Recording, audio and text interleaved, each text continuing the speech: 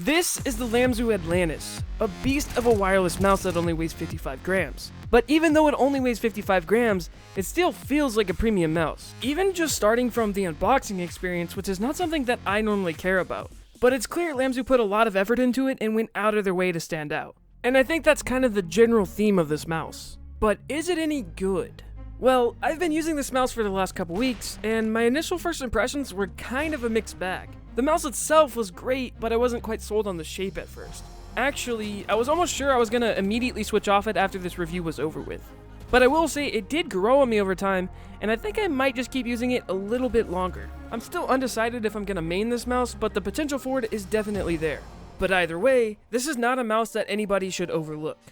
The shape is admittedly very close to the in-game Gear XM1 with a few slight differences. It's a very wide mouse, but it tapers in pretty aggressively. It goes from the widest part being 66mm to the narrowest part being 55.2mm. However, that's just the base of the mouse. The actual grip width seems to be closer to 58mm towards the bottom and around 62 towards the top. So it's kind of in a size category of its own, because it's wide but at the same time narrow, and its height and length are rather short for a mouse with this width. As someone with large hands being 20cm by 10.5cm, I found this mouse to be awkward at first. It was very comfortable, but also a little off-putting because of the taper. But like I said, it did grow on me, and I quite like it now. I'm not sure I'd recommend it to somebody with even larger hands, but I think it's gonna have some fans for sure. In terms of build quality, my copy was really decent. It did have some flexing towards the bottom of the base, but it was nothing I could feel in normal use. But the good news is, it had no rattling whatsoever, and very minimal side play on the mouse 1 and 2 buttons. There is a small amount of pre and post travel from the time it takes to activate the switches, but it's not super dramatic. Now, speaking of the switches, it uses Huano Blue Shell Pink Dot switches. And if you have no idea what I just said, basically they're very snappy and have an 80 million click lifespan. And they do also take more force to press down when compared to something more mainstream, like the clicks on the Logitech Superlight for example. As far as the rest of the clicks on the mouse, the side buttons are also very snappy and responsive, and they have a good amount of tension to them so they're not wobbly. I've got no real complaints about them. The scroll wheel on the other hand is a bit hard to press down, and the steps on it are defined, but the texture they went with this cool wave design is a bit too subtle in my opinion. It's not bad by any means, but I think some people are going to wish it was more tactile, but this really comes down to preference.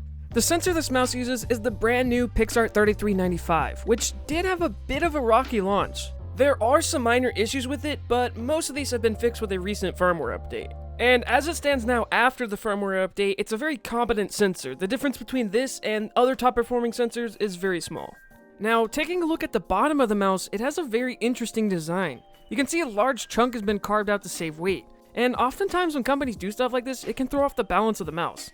But I have to give them credit, Lamzu absolutely nailed it on the weight distribution. It's not front heavy and it's not back heavy. It might be the most balanced mouse I've ever tried. It's right on par with the Logitech G Pro Wireless, that's how good it is. Now moving along, also on the bottom of the mouse is perhaps my favorite pair of PTFE mouse gates I've ever tried. They're very well rounded, and I mean that literally as in there's no sharp edges on them that scratch the mouse pad. They're also very quick and very smooth.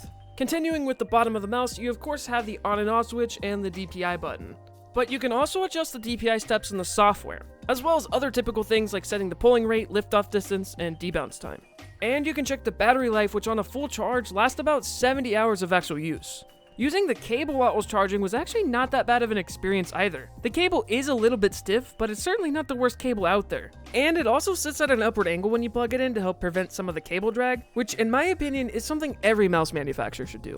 As far as the things I don't like about this mouse, or the areas I think they could improve, I really only have 3 main gripes. And that's that the ledges next to the buttons are kind of sharp.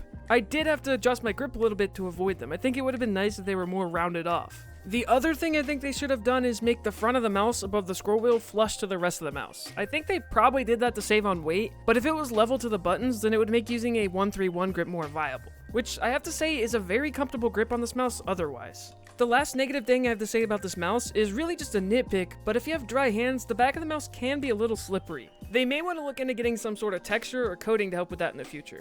But this is a quality mouse. I have to say I was very surprised with it. It quickly went from a mouse I was just going to cover for the channel to something I'm actually debating on making my main mouse. I'm going to give it more playtime before I decide, but the fact I haven't already switched back to my beloved Zowie S1C is a pretty good sign, because that's been my main for quite a while. If you want to see a review of that mouse, you can check it out here. And of course, huge thanks to Lamzu for sending this out to review.